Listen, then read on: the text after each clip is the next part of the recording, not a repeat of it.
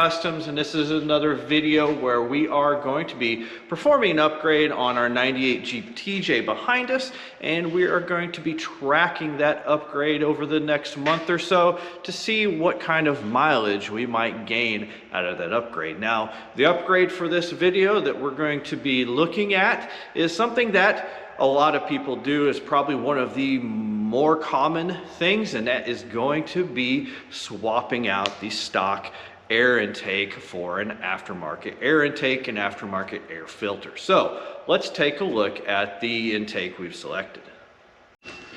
All right, so what we decided to go with is we decided to go with a rough country air intake, and there's obviously a lot of people have a lot of feelings about rough country, but let me explain why we picked this intake.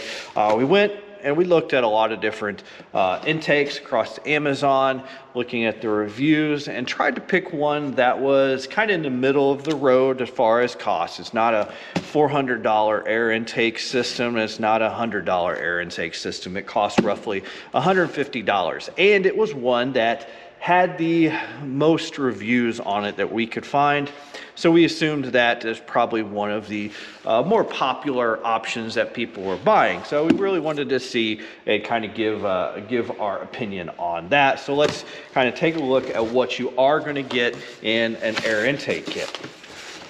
Now, a lot of people will buy these because they are one of the easiest things that you can improve on your Jeep, and you know, it should improve the airflow, and obviously more air can equate into better performance, hopefully a little bit better miles per gallon, but we will see. So you do get instructions which we'll run through, and it's not too difficult. You got what I would presume is your air filter, which is just a simple cone style air filter.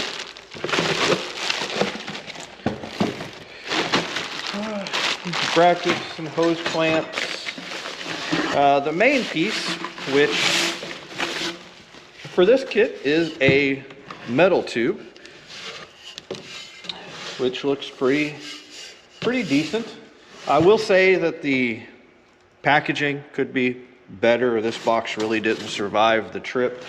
This does have some scuffing on it. I mean, they did put bubble wrap around them, but not much more than that. But again, probably comes from China, and for $150. At least we could have bought the $400 one and compared the packaging. Probably going to see some of the same issues though. You do also get a splash guard to keep water from directly splashing up against this, and this will also help to keep some heat maybe out of that area, because the engine's going to be right next to where we'll be pulling air from. But I mean, it's really hard to kind of pull straight cold air, which is part of why you don't call this a cold air intake, because, well, actually, now that I look at it, they do call it a cold air intake, but it's pulling air from under the hood, so not necessarily cold. If you pulled air from directly out of the grill into it, I'd say, yeah, it's a cold air intake. So, but that's a pretty common thing. They all call them cold air intakes. So, all right, well, that's pretty much it. You get a new hose for your crankcase breather there on the top of the valve cover. So let's get to taking off the old filter and intake and start putting on the new one. All right, so for the first step here, we're going to go ahead and we're going to remove the intake tube that runs from the throttle body over to the air filter box. Now, the instructions for the kit say to put the vehicle in park and remove the positive battery terminal. So, but if you can't understand that you need to put your vehicle in park, maybe you shouldn't be working on your vehicle. And honestly, I don't know why they say to disconnect the battery. I think it's a legal catch-all in case you were to touch something electrical and, you know, cause an issue. But honestly, we're not really even going near anything electrical. So anyway, but that's what the instructions do say, just so you know. Now, to start taking this intake tube off, we're going to remove the breather tube here, which we'll just pry it forward. Be careful with this. These are a little fragile. This is definitely fragile. These break a lot of times, so yeah, there's kind of a pain in the butt. Our rubber tube is actually going kind of bad there, so we're gonna have to replace that unless that's what that new tube is for. Anyway, to take the tube off, there's just two hose clamps, a 8mm nut driver. Well, loosen up those hose clamps unless someone has changed the hose clamps out. Hard telling nowadays.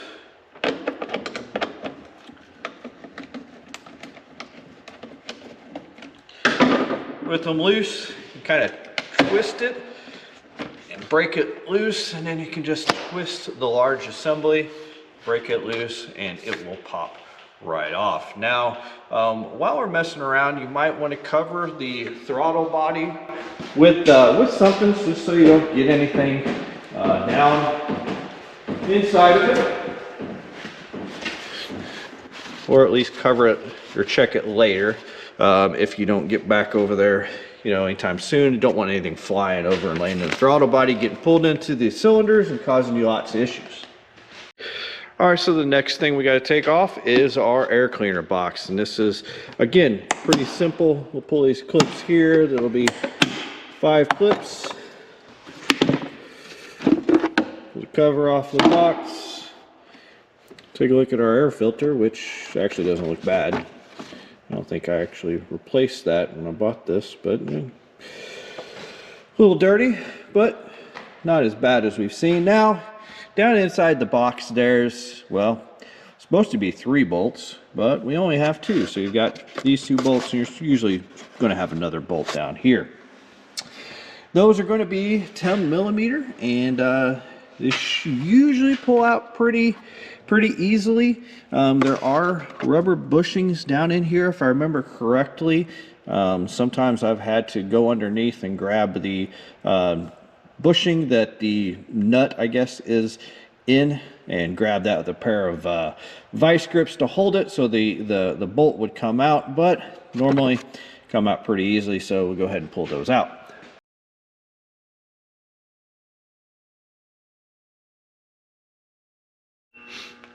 All right, so the first step of installation will be getting the bracket here put into place, and it will pretty much use the bottom hole of the original air box, mount to there with an isolator, as well as we'll have to put an isolator to the radiator over here. Now, they say to remove the shroud and put this, or not to remove it, but remove the shroud bolt. We don't have our shroud anymore due to the previous owner deciding to cut it up, apparently, for some reason. So we don't have to worry about that necessarily. So we're putting an isolator on this little L-shaped bracket. Doesn't really say which side of the L-shaped bracket to use, so we put the isolator on the longer side. All of the bolts and nuts appear to be mostly 10mm in the kit.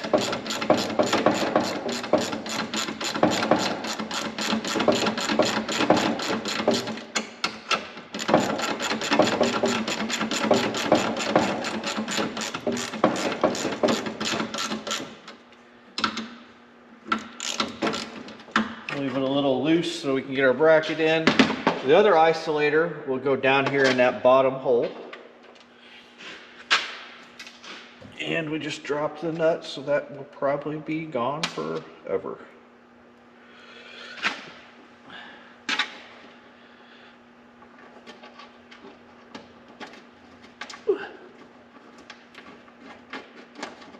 All right.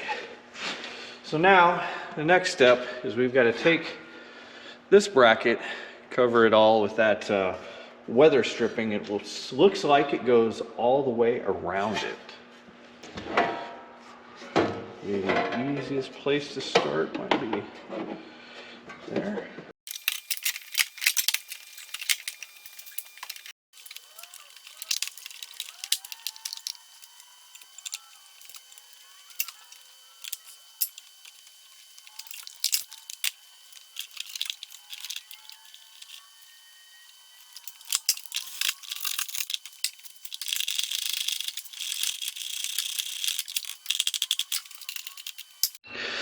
So the next step, we need to mount this bracket, which actually holds the tube back here at the back.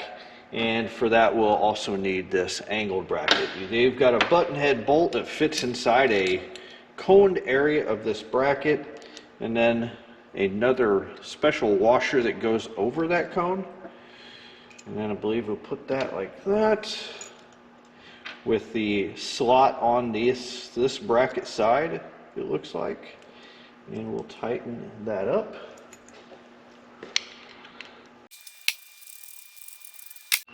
All right, so we did lose a few pieces of hardware, so I had to go and find some additional hardware. We'll install this bracket here.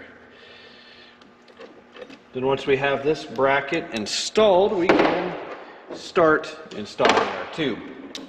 Now, reading the instructions, it does have instructions for if you have a temperature sensor that was installed in your intake tube. We did not. So it does make sense for the battery, if you do have a temperature sensor, and you are going to reinstall that, which takes drilling the tube, installing a grommet. Make sure you disconnect your battery first. And all right, so the next step is installing the actual intake tube, but I'll be honest, this is where we really started to run into some issues. One, this piece of hose that connects the tube to the actual throttle body is really hard to get on this tube. Be careful when you do. The edges can be sharp, and we had to heat this piece up to get it over that. Then on top of that, they give you basically a straight cut piece of tube, but whenever you go to install this, you're going to find that this is not going to mount on there straight like that. It's going to be at a pretty sharp angle, probably because to get this bend in there at the manufacturer, they have to have enough material here to get it up, so you end up with a kind of a really sharp angle, and you can see how it's on there kind of odd, but that's because it has to sit like that with this tube kind of pointing down. The other issue we've ran into now is that this bracket that is meant to actually hold this tube back here is actually, gosh, a good 1.5 inches bigger, so you're going to have to take that and close it up some.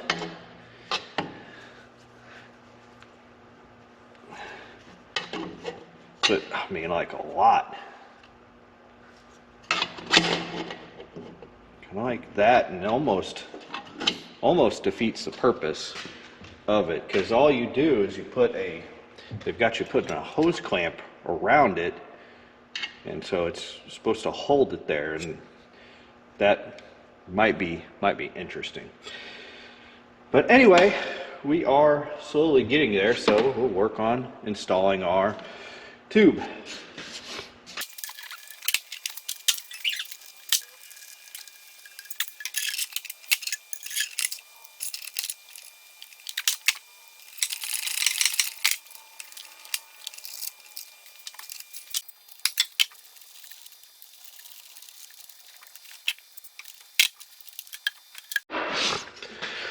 Okay, so we ran into yet another issue with this setup here, and not really thrilled about it.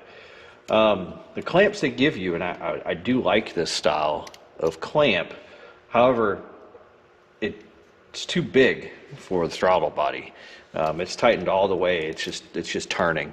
Now there's no more left in it, and you know, it's the same size as this other clamp here on top, which will be fine for the tube because the tube is larger than the throttle body. But we ended up going to our original intake and stealing the hose clamp off of it, so hopefully it does look like it'll work, because we have to open it up to get it on there.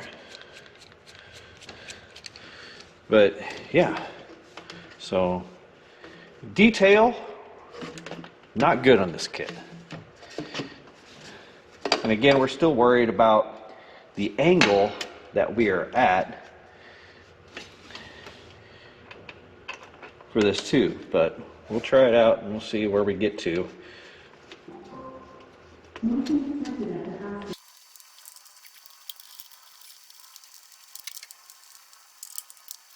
Now we left this side loose and went ahead and tightened up the hose clamps on the throttle body. The reason for that is that because that mating to the throttle body, in my opinion, isn't exactly right, I want it as good as possible. So I left this loose so that, you know, I can float this and adjust this more than I can that. So we'll try to basically pick it up as much as possible to correct that angle that's not right to the throttle body.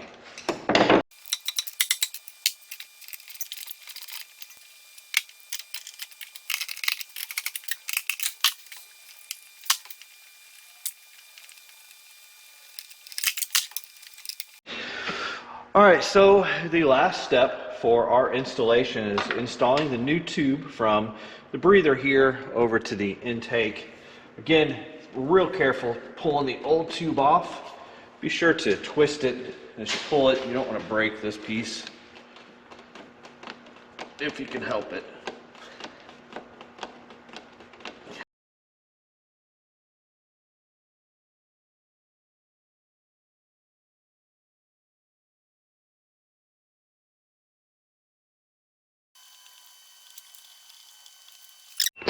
All right, so here we have the finished product with it installed. I will say that a couple things about this kit I'm not thrilled about. Obviously, the connection up there is not how I wish it was.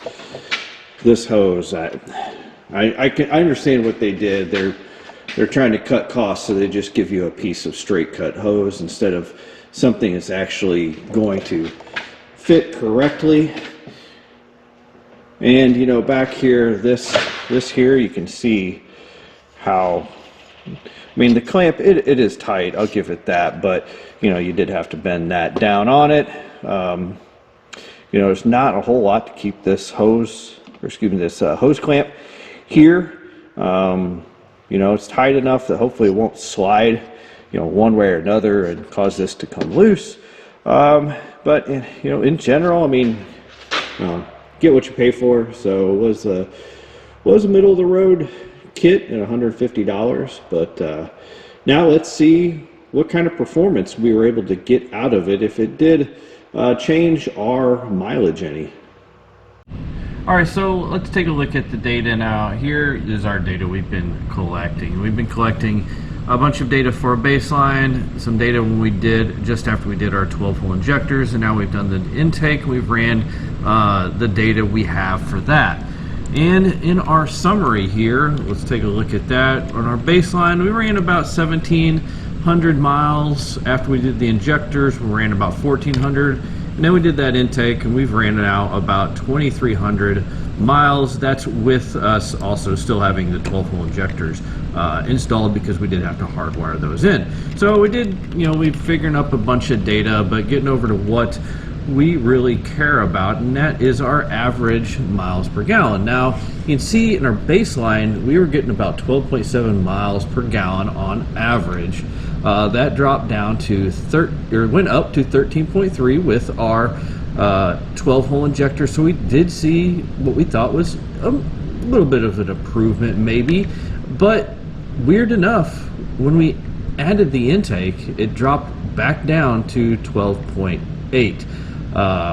So it looks like it actually might have hurt us. It definitely did not increase the mileage by any margin. Now, the one thing to remember with this, though, is that there's probably a pretty good margin of error. There's pretty good measurement error. You know, weather and everything. We're running from I think November through April with this. So yeah, so chances are that might be within the margin of error, but that basically would show that, you know, either that intake really did hurt us and the injectors might have helped us, but we can't say that either were very good at giving us, you know, great results. All right, so there you saw the results that we got with that intake, which were not good. We definitely, right now, with the problems we had with installing it, combined with the results we saw, which were really nothing really we could see improved with our mileage. If anything, it hurt us with our mileage. We've even thought about going back to the stock intake to see if that would bring it back up. However, we've kind of had a bit of a change in our plans here, and that 98 TJ is actually going to be heading off to a new home, and we've got a new 01 TJ. Well, I guess it's not new to us. 01 TJ that we are essentially starting over with. So we're going to be doing some of the same type of videos, which it's interesting for us because we're going to go ahead and we're going to do those K suspension 12-hole injectors again and see if we get the same results, or potentially we get better, worse results. I don't know. If it shows up the same, then we know hopefully that our measurement error in our process here is not so bad. Anyway, thank you for watching. If you have any questions on the intake video, go ahead and shoot us a message here, leave a comment on the video, or contact us on taboocustoms.com. Thanks for watching. As always, a like, subscribe is greatly appreciated.